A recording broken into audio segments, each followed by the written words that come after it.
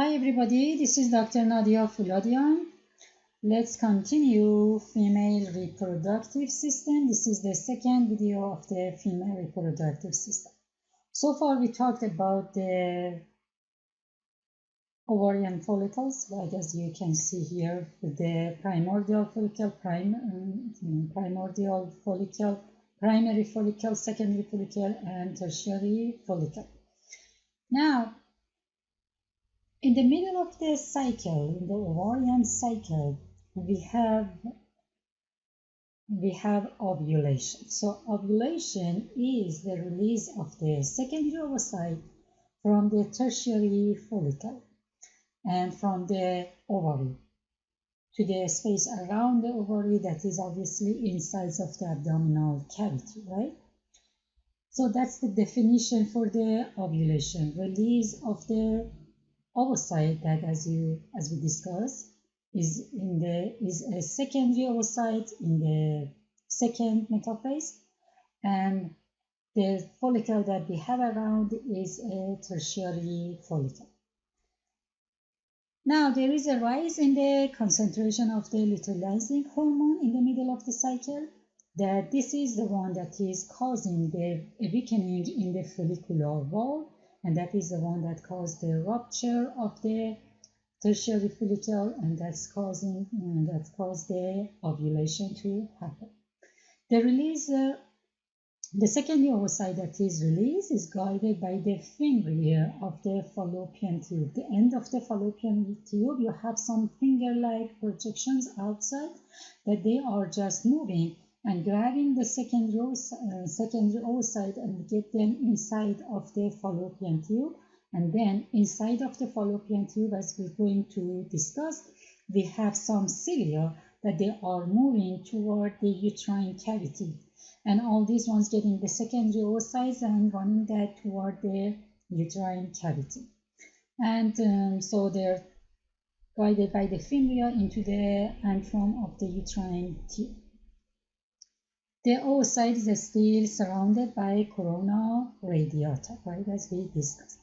And fertilization occurs in the uterine tube if a sperm reaches the oocyte. So that's the usual place for the fertilization to happen.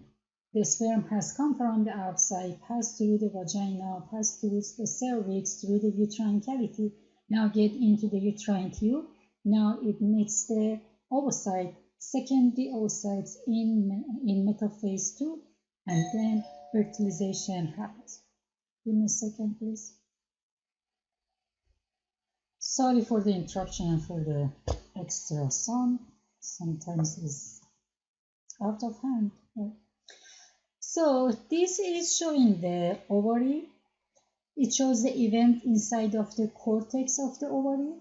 Like you see that we have primordial follicle. In each cycle, a few of them start developing more and become primary oocyte, then become primary follicle, become secondary follicle, tertiary follicle, and at the same time, the oocytes that are inside of these follicles developing more and more, and finally make the secondary oocytes in the metaphase 2, and that is the one that goes under ovulation.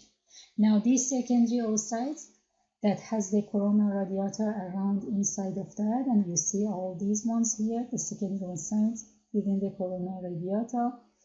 You see the follicular fluid around that, and you see that this outer surface of the ovary here, and all those ones, and ruptured wall of the follicle that is next to the wall of the ovary. Now, as you have it here, the remaining of the follicle that remains inside of the ovary, inside of the cortex, becomes corpus luteum and finally becomes corpus albicans that we're going to talk about. Now, after the release of the egg, the empty follicle is called the corpus luteum. We call it luteum because it is yellow. Luteum means yellow color and corpus means body. Sometimes they call it lutein body. So the cells of the corpus luteum produces progesterone, and that is the source of the progesterone after ovulation. when we're going to discuss about the changes of the hormone that we have in there from the ovary, you will see that the first part before ovulation, you have mostly estrogen. That where they come from, we just discussed that the estrogen comes from the cells that we have in the follicle, right? Granulosa type cells. Then ovulation happens, and then you have corpus luteum. Corpus luteum is producing progesterone. Progesterone is used to prepare the body for pregnancy, right? For example, it affects on the wall of the uterine cavity and prevents that from the shedding and the ones that makes the menstruation, because if the zygote forms, and it means that if the secondary oocyte meets the sperm and the fertilization happens and a zygote forms, it needs a stable place in the wall of the uterus so that it can implant and stays there, right? If the wall of the uterus goes under shedding of the menstruation, then the whole zygote, everything gets out of the uterus, gets out of the body, right? And that's preparation of the wall of the uterus is one of the functions of the progesterone that is coming from the corpus luteum until that zygote that have been formed divides and makes more cells until is capable of producing some progesterone by itself, right? So that is the reason that we have a corpus luteum that is producing progesterone. Now, if pregnancy does not happen, the corpus luteum decomposes about 12 days after ovulation, and then it becomes the corpus albicans. Corpus albicans, again, we call it because of the color. Albicans is white, right? So it becomes a white body that we call it corpus albicans. So that's kind of atrophy and goes away. And the formation of the corpus albicans makes the end of one ovarian cycle and the start of the next one.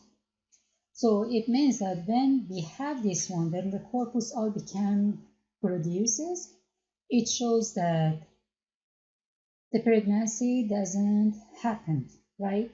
So after that, we have the menstruation, that is the start of the next cycle. We're going to talk about it.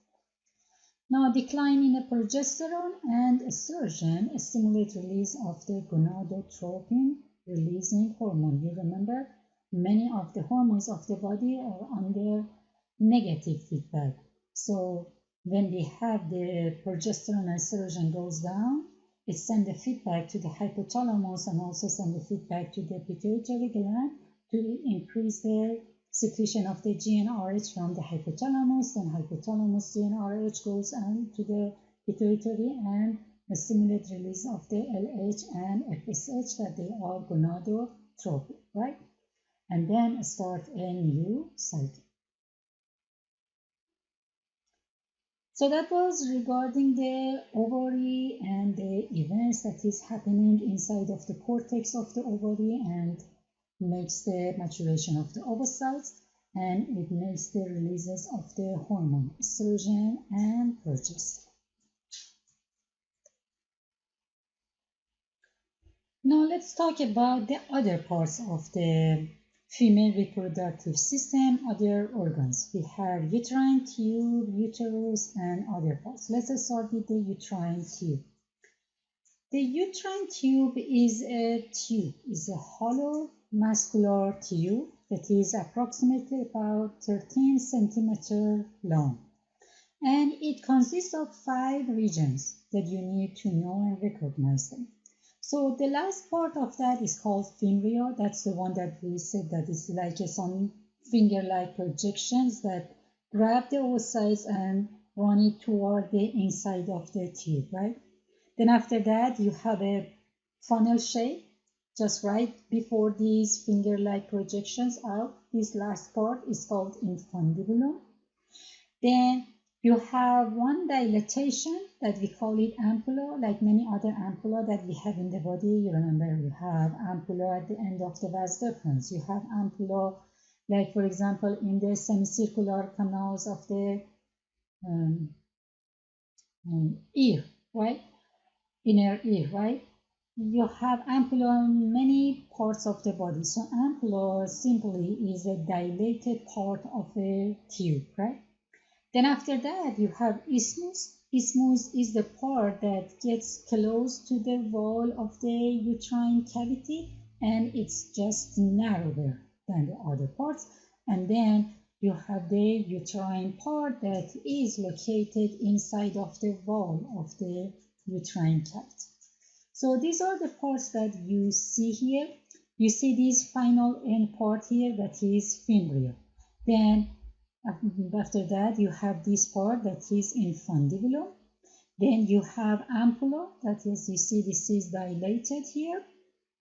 Then you have this isthmus part, and then finally you have this uterine part that haven't been shown here, just located in this final part that you have it here.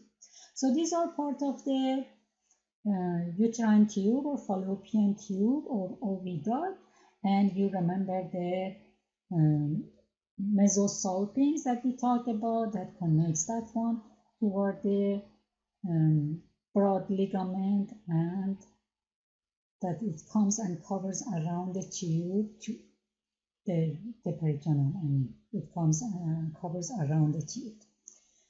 Now, regarding the 5 regions of the uterine tube, finger-like projections that cover the ovary surface. It is not that it is attached, it may have just a few connections, but it's not that totally all the finger are attached into that.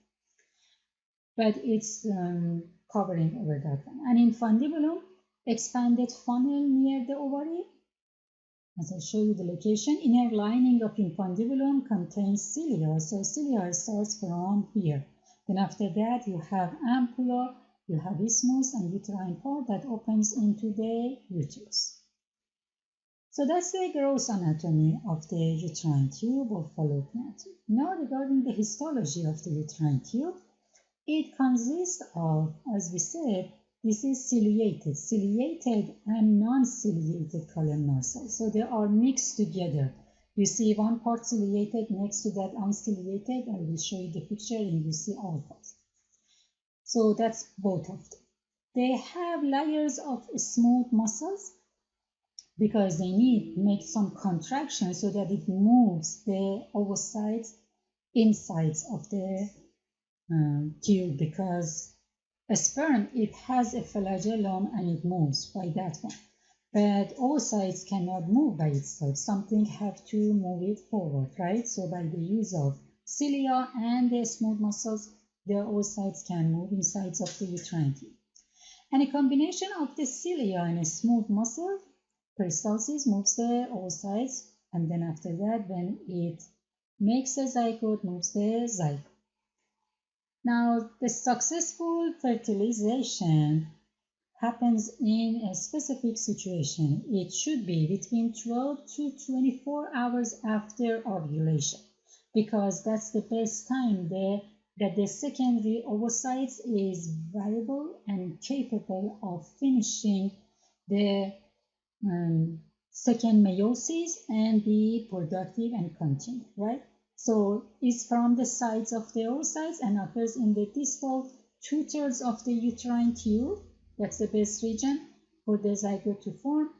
The ampulla region, that's the best region, and creates a diploid zygote when it, as we said, that meets the sperm and then finishes the second meiosis, becomes a complete mature ovum, and then the chromosomes combine and make a 46 chromosome diploid cell. That we call it a zygote. So here you are looking at the sagittal section of a uterine tube, that you see the lumen inside. When you look at the epithelium inside, and around that you have some smooth muscles that have been shown here. And from the insides of the lumen, when you see you have some ciliated cell and some non-ciliated cell that they have microvilli. And these are producing mucus that those are also helping make an environment that they make it smooth for the oocytes and then zygote to move. So that was regarding the uterine tube. Now let's go and talk about the uterus.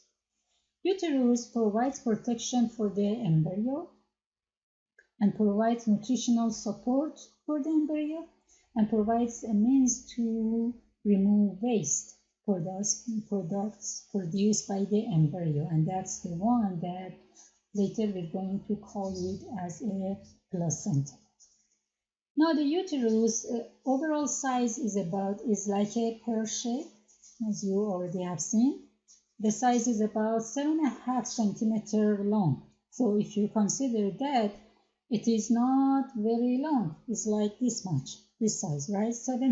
5 centimeter diameter and 30 to 40 gram, right? So as you see, the size of a non-pregnant uterus is not very big, right? As you have seen over the cadaver too. But during pregnancy, it becomes that big that can accommodate a complete baby up to pounds, right? And suspensory ligament of the uterus, the ligaments that we have around the uterus, that they are helping to keep the uterus in the position that it is and in the orientation that it should be.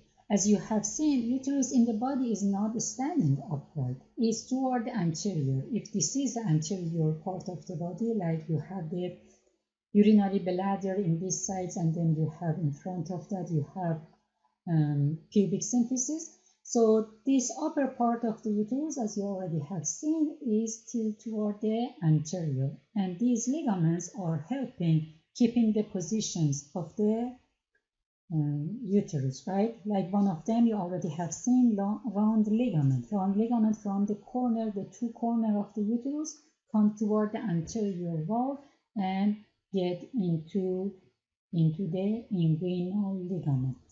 The route for the round ligament is that they get from the inside of the abdomen, they get into the opening, the internal opening into the inguinal canal. Then they go into the canal, and from the other side they get to the external opening, and they get out of the body, and they actually connect to the labia majora, right? So does it sound familiar? Something like one structure in the main that we had? If you remember, it is like the spermatic cord route that we had, that from the outside was coming through the canal and getting into. So this is the same path that we have in the female for the round ligament.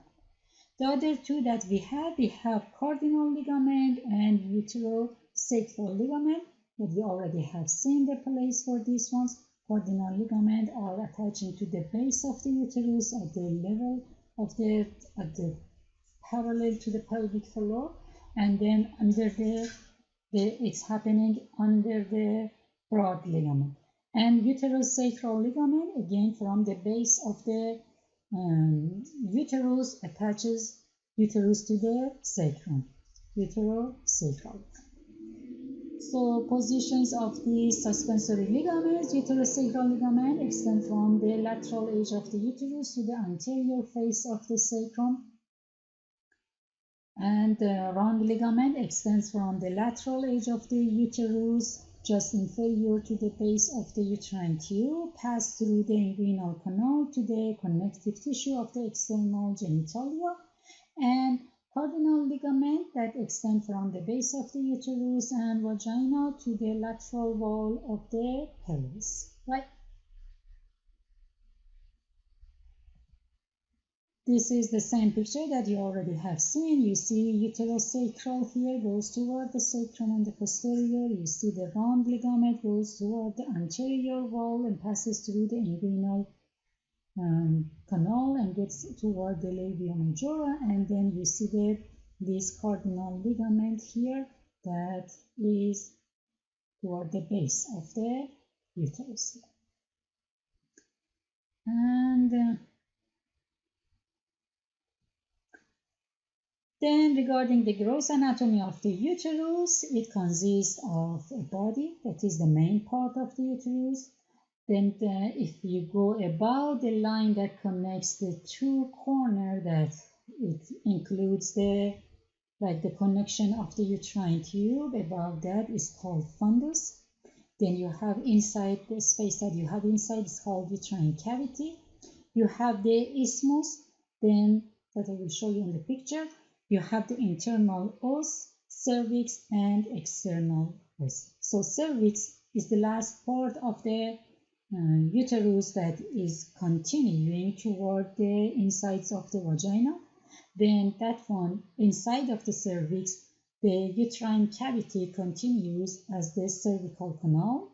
Now the two sides of the cervical canal, you have internal os between the cervical canal and uterine cavity, and you have the external os that opening into the vagina. Right here, you see that the parts of the uterus, this connection, you see the sides of the uterus here at this location. You have three structures that is attaching here.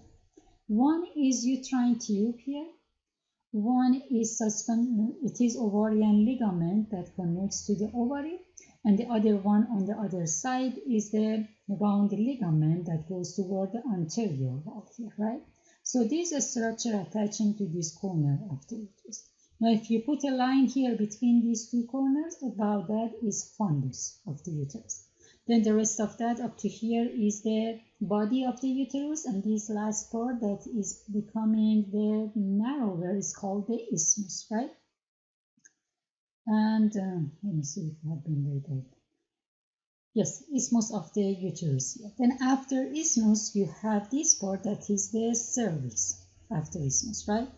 Now you see that inside of the uterus, you have uterine cavity. Pay attention, this is the uterine part of the uterine tube. That's the last part of the uterine tube that we said that is located inside wall of the uterus. Then uterine cavity starts here up to this part. Then you have the cervical canal here. Between the uterine cavity and cervical canal, this is called internal os or internal orifice, and the last part of the cervical canal that opens into the vagina, this is vagina here, this one is called external os or external orifice. So these are all parts of the uterus when you see in gross anatomy, right? The big part, right? And pay attention that you have the uterine artery and vein, and also vaginal artery that coming and supply the vagina and uterus, and then also you have the uterine artery and vein. And as you see, all these vessels at one point they continue with each other. This is not that like that up to this point is uterine, after this one is ovary, or up to this point is uterine, after this point is vagina. They are just mingling with each other, right? But these are three main parts. Uterine and ovarian is supporting the uterus, and vagina is coming to the last parts here, right? So going over the uterine wall, for the histology, the wall of the uterus consists of three layers. The inner one is called endometrium. This is a layer that it has lots of glands inside of that, and we're going to talk about that in more detail. Then we have a thick muscular layer that we call it myometrium, that is consists of longitudinal, circular, and oblique smooth muscles. So it has all these three layers. And then finally, the outer layer is called perimetrium, that is incomplete serosal layer, because as we have shown you, I have shown you that it is not a completely intraperitoneal organ. Peritoneum is covering some parts of the uterus, but not all parts of them. So here, if you're looking at the wall here on this part, you see that you have endometrium. This is the part that is going under monthly changes, and those all happening inside of the endometrium.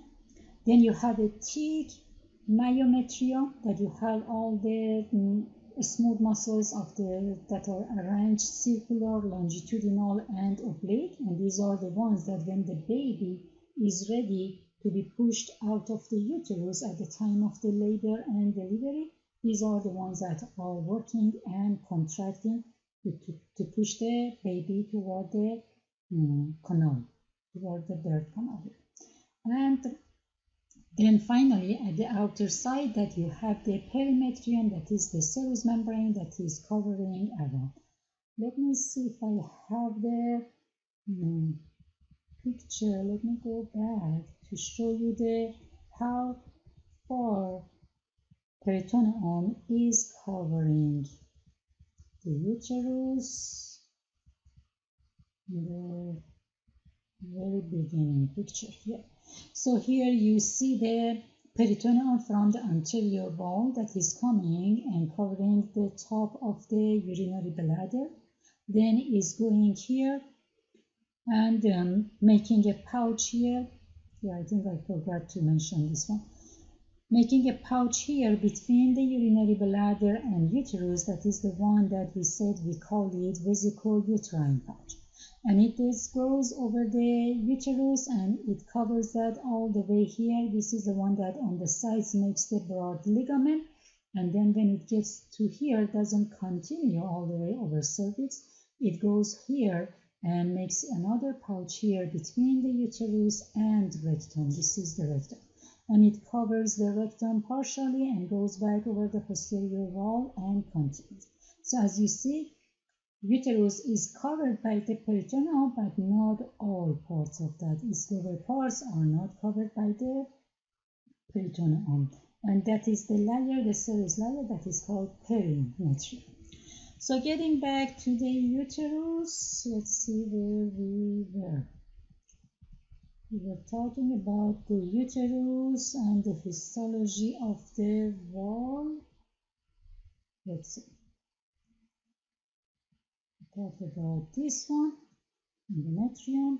And now regarding the blood supply to the uterus, as we discussed, it comes from the uterine artery and ovarian artery, both. So you don't need the details about where these two are coming from. Just know that these two vessels are supplying the uterus.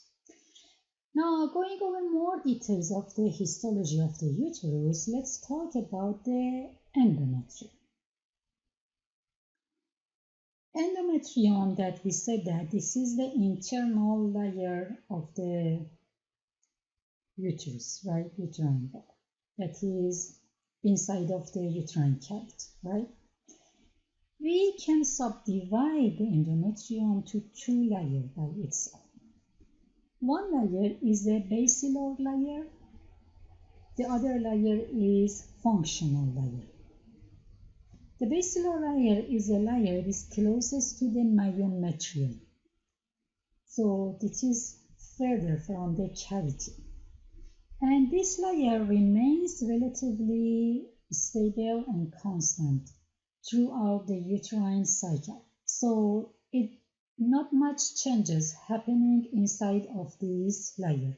Remain mostly as the way it has been, right? Then we have another one, functional layer. This is the layer that is closer to the cavity, uterine cavity. This layer closest to the uterine cavity and contains uterine glands. And this is the layer that undergoes cyclic changes due to the hormones. That we said that we call all those all those changes as the uterine cycle, right? So now let's see that what are those changes and what is happening in the functional layer of the endometrium. So to understand all those changes, we need to understand the blood vessels that we have in these two layers of the endometrium. We have the branches of the uterine arteries that form some vessels, we call them arcuate arteries, that they encircle the endometrium. I will show you the location in the picture. Then we have, besides those arcuate arteries, we have some radial arteries branch, that they branch from arcuate arteries and extend into the endometrium, right? So we have arcuate arteries, they make the radial arteries. Now those radial arteries are supplying straight arteries that they go and supply the basal layer, and we have spiral arteries that supply the functional layer, right? Now let's go see all this. You see that you have the uterine artery, that they are coming and making this is the layers that you have perimetrium, you have the myometrium, and you have the endometrium, right? So you see that these branches of the uterine artery comes inside of the myometrium. Here they are making the arcuate arteries here, like an arch here. And if you go and these ones are going and make those radial arteries here. This is like it's resembling a little bit like a kidney, right? You remember you have arcuate artery and you have radial ones, and here you have these radial arteries. Now these radial arteries sends branches into the myometrium. Now let's go see the myometrium from here. So these are radial arteries. These radial arteries then go toward this part of the myometrium. This is the part that is not changing, this is the basal layer and basal layer. Then the second part that is closer to the lumen here, those are the functional layer. So at the beginning, the ones that you have, those are a straight artery, right? Like this one. But then when they are going to go toward the functional layer, they become a spiral. They have some folds here that we call it a spiral artery here, right? So knowing the names is necessary for this one because you need to know which part we are talking about.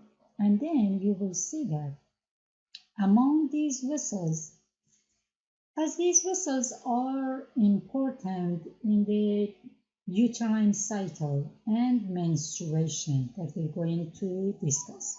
Now in the histology here that you see that we have lots of gland in the whole endometrium, that we have all these parts here. Now we're talking about these blood vessels. In the monthly cycle, uterus and uterine cycle, that is included by definition is all changes that is happening in the endometrium of the uterus or uterine wall. These changes are following the hormonal changes that is happening in the ovarian cycle. We said that in the ovary we have that estrogen and progesterone are produced, right? Like estrogen mostly in the beginning of the cycle and the progesterone after ovulation mostly, right? So following those changes, increase and decrease of the level of the hormones that we have changes in the wall of the uterus that we're going to talk about. Now for the uterine cycle, that's the menstrual cycle. It consists of 3 phases. First, we have a menstrual phase. That's the phase that we can detect that by the bleeding that we have, and we can see that, therefore we can say that this is a menstrual phase, right? Then after that, we have a proliferative phase. Proliferative phase is that during the menstrual phase is the phase that the wall of the endometrium, the endometrial parts of the wall of the uterine cavity is shedding. It's just falling apart and getting into the cavity and then coming out of the uterus, right? that we're going to talk about that how this is happening and what happens when we have this menstrual phase, right? What is the reason that we have this menstrual phase?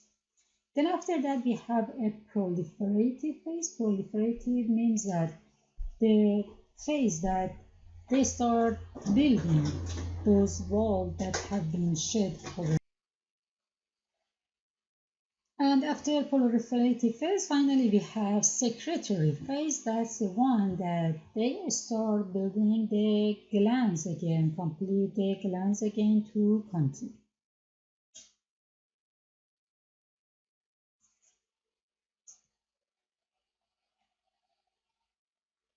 So we have some definitions for the different phases of life that, for example, we have one word that we call it menarche or menarche, some people say. This is the first uterine cycle that happens after puberty, right? So the very first menstruation that is happening, right? Then we have menopause, that is the last uterine cycle that is happening in the body. And between these two, that's the period that we call it reproductive age, that is between the puberty to menopause, right? Now, we have menses or menstruations that begins due to a decrease in a progesterone and estrogen level in each month. When the level of the hormone goes down, then there is no hormone to keep the wall of the uterine cavity, endometrium, and specifically the functional layer of the endometrium, keep it stable. Therefore, they start shedding down, right? And then we have the bleeding. This causes the constriction of the blood vessels. That is the reason that we have. When we do not have progesterone and estrogen, progestin is a progesterone.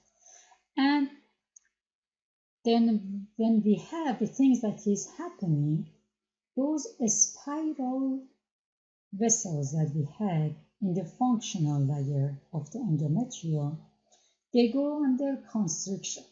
The wall of the blood vessels contract, the small muscles that we have on the wall of the blood vessels, and when those blood vessels contract, less blood gets into them. Then after a while, they just all the tissues that are supported by those blood vessels, they start dying, and then when they die, the end of the blood vessels, those cells start shedding, and then the end of those blood vessels get open into the wall of into the cavity of the uterine cavity, and that is the reason that we have the bleeding that we have in the menstruation. And these cause a loss of the excess endometrial cells. In there, again, it happened to the functional layer of the endometrium. And this is the one that we call it menstruation or menstrual bleeding, right? So it starts from the constrictions of those blood vessels. Which vessels? Mostly spiral vessels that we have in the functional layer of the endometrium. Now, menstrual phase begins due to decrease in the progesterone and estrogen level. This causes constriction. So it means that if pregnancy doesn't happen following the previous ovulation, then the level of those hormones that were coming from the, for example, the progesterone that was coming from the corpus luteum, right? They start going down, and following the decrease in the progesterone and estrogen level, then we have these happenings that they end up to a menstrual phase, and this is the beginning of the new cycle, right? Begins due to decrease in progesterone and estrogen, and this causes the constriction of the straight arteries, and then reduction in the blood flow causes cells of the functional layer to die, and then blood cells and degeneration tissue of the functional layer break away and enter the uterine cavity. And this is called the menstruation or menses. And if we have, in many women, we have a painful menstruation that we call it dysmenorrhea. So dysmenorrhea, that's the term that we are using for all the cramp and all the discomfort that comes with the menstruation, dysmenorrhea, right? Here you see that you have the perimetrium, myometrium, and endometrium. And if you look at the wall of this part, you see this endometrium here with all the uterine glands. And after that, you have the myometrium. And as you remember, we have the basal layer at the beginning, and after that, you have the functional layer. And those are the functional layers that during the menstruation, these are showing. Therefore, the thickness of the wall is getting less, right, for the functional layer here. And if they get a tissue here, a sample of the endometrium, when they see that there is mostly just the basal layer and not much functional layer has left, they can say that this is in the menstruations or at the beginning of the proliferative.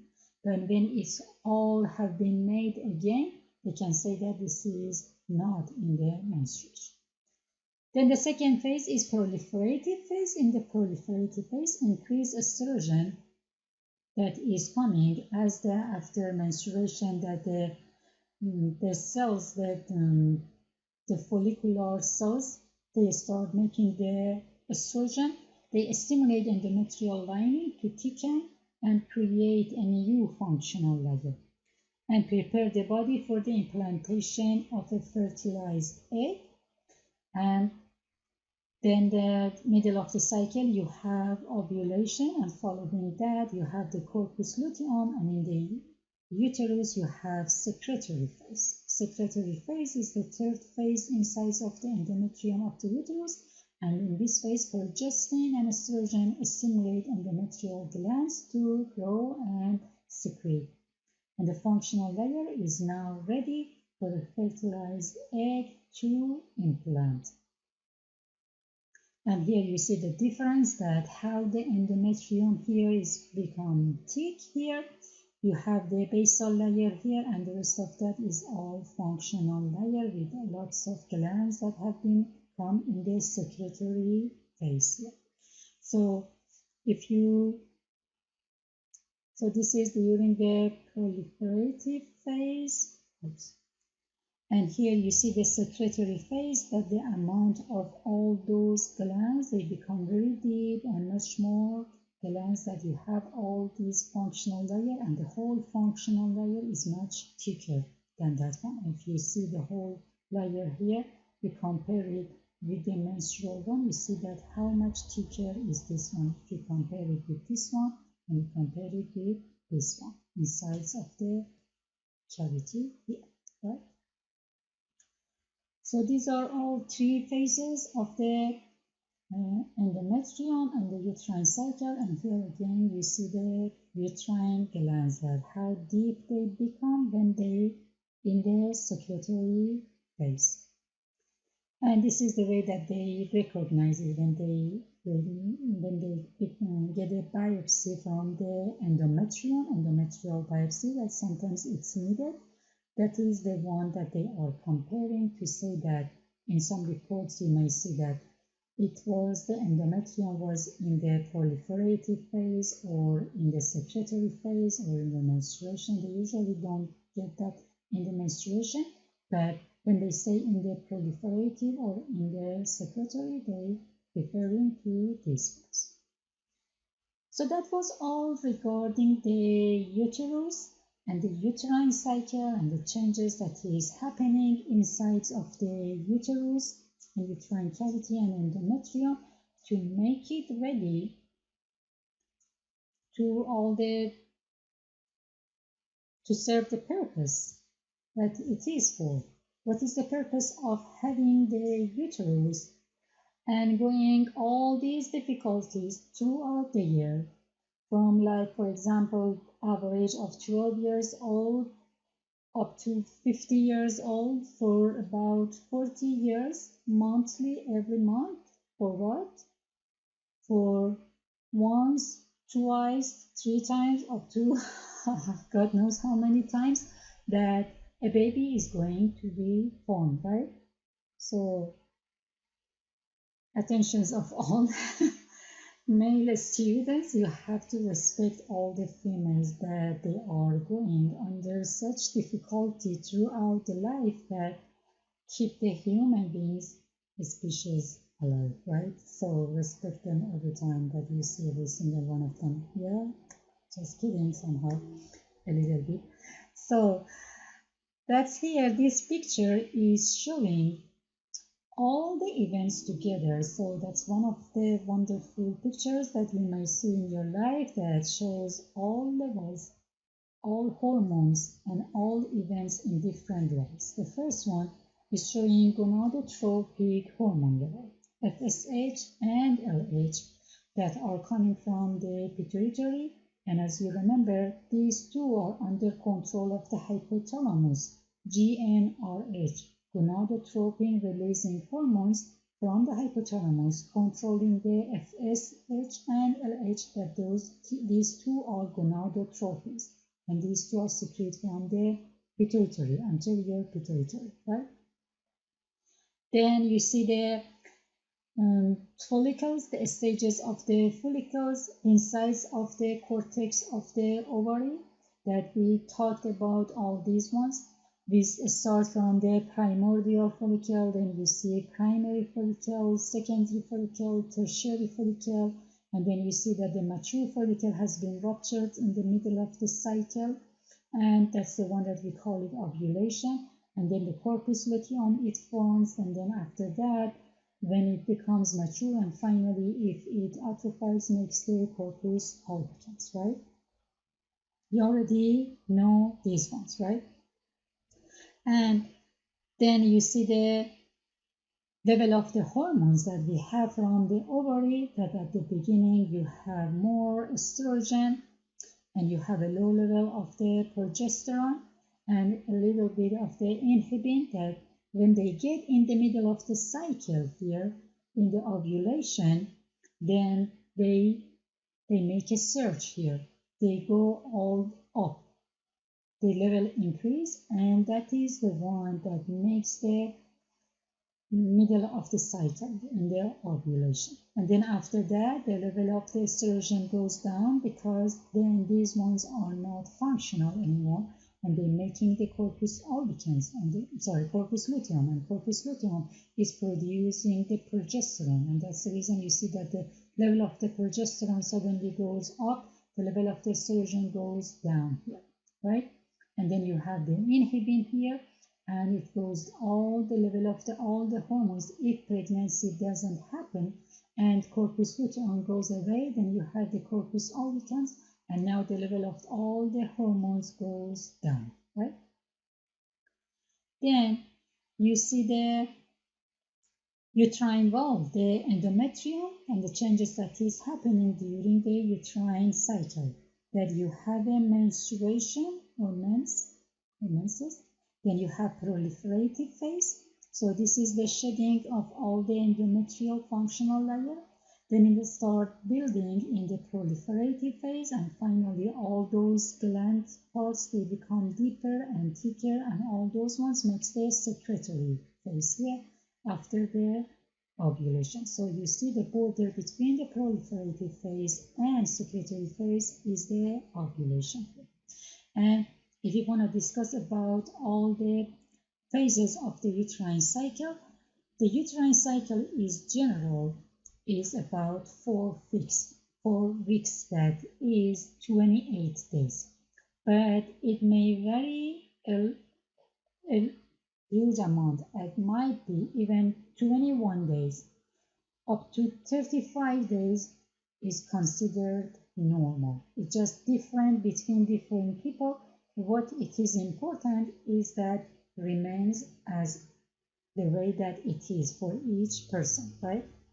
But in any condition, you see that you have the menstrual phase that is usually about between 3 to 5 days. It might be less or might be more. Again, in different people is different. Then you have proliferative phase that in a 28-day period, it goes up to 40 days of 14. So usually in a 28-day period that we have, that is the average, most normal, the ovulation happens in the 14th of the cycle. And the rest of that is the secretory phase. And after that, at the end, when the level of all the hormone goes down, the next menstruation starts here by this one. But just pay attention that this secretory phase, that is 14 days, is the fixed part. If the menstrual cycle, if the uterine cycle is more than 28 days or is less than 28 days, this secretory phase remains 14 days. This first part is the one that is changing, is increasing or decreasing more than 14 days or less than 14 days, these 14 days, right?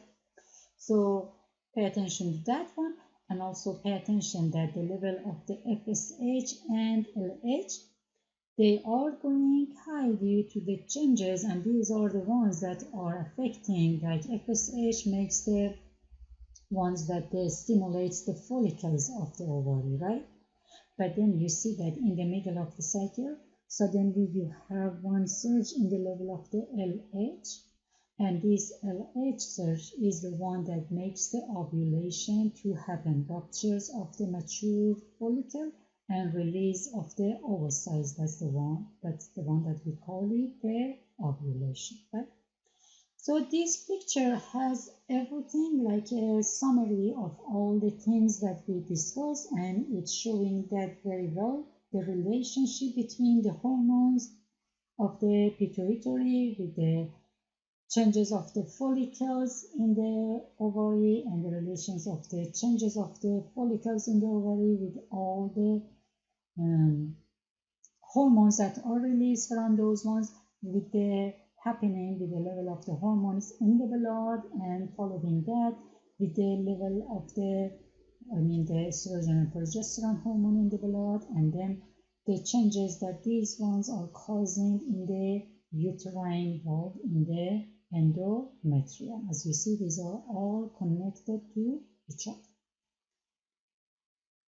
So final few parts at the vagina. That's a tube that is connecting the uterus to the outer exterior of the body. Is an elastic muscular tube, extends from the cervix of the uterus to the external genitalia, is approximately 7.5 to 9 cm in length, and cervix projects from the uterus into the vaginal canal, and the edges around the cervix that form a recess, they call it vaginal fornix, right? That I will show you in the picture. The vagina is separated from the vestibule. Vestibule is outer genitalia that we have in the perineum.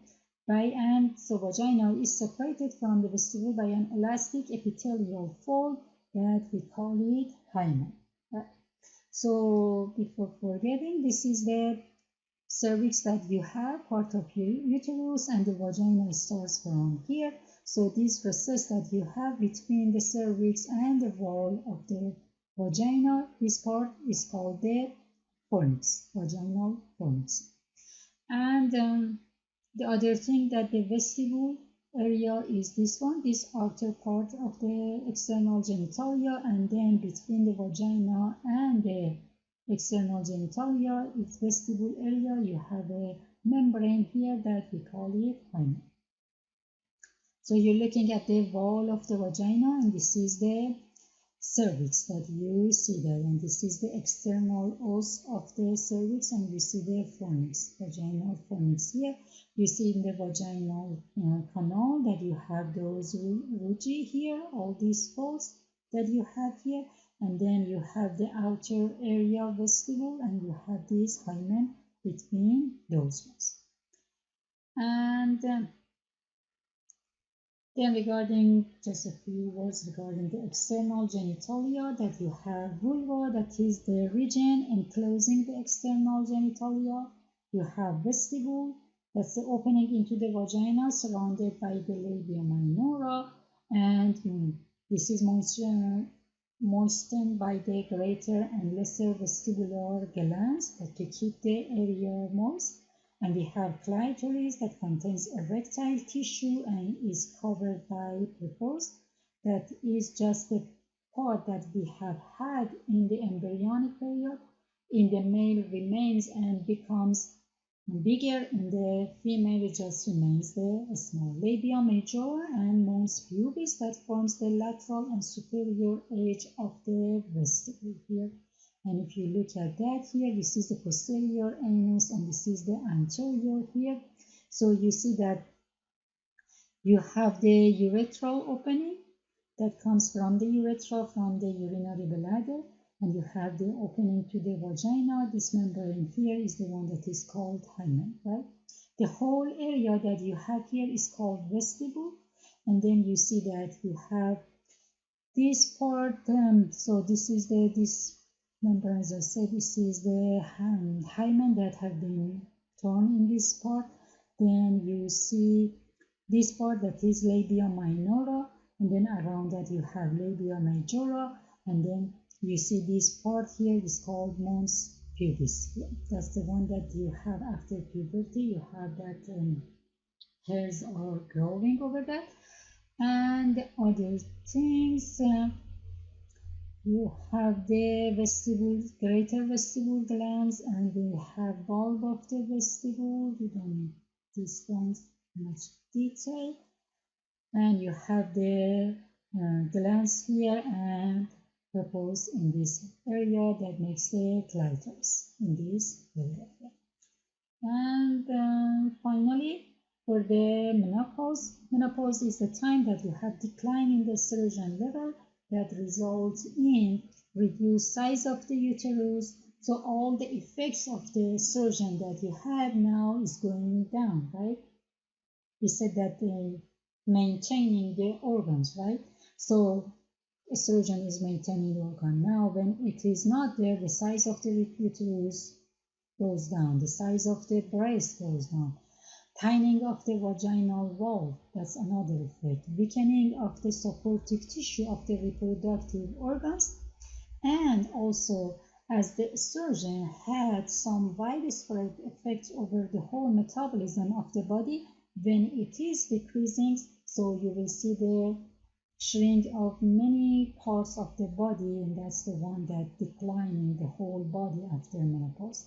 So over the you remember we discussed when we were talking about the bone tissue that estrogen affects over the fibroblasts and fibrocytes and all those ones. So then after menopause that we do not have estrogen anymore, we have the osteoporosis. And also besides all these ones, we have some hot flashes at the first few years, or depending on the person to person, for a period that is going under menopause until it completely established. There is some hot flashes that might be very bothersome. And typically menopause occurs at the age between 45 to 55, but there are people that may go even to beyond 60, or some people they may have premature menopause that might be familial or might be due to some problems like before 40, right? So these are all the happening that we have in the female reproductive system. So I hope you all enjoyed the videos. This is the last video.